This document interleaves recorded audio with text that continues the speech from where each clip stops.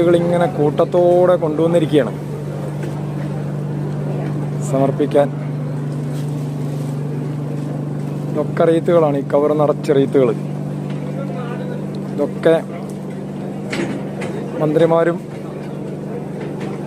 കലക്ടറും ജില്ലാ പോലീസ് മേധാവിക്കൊക്കെ അവരൊക്കെയാണ് സമർപ്പിക്കുന്നത്.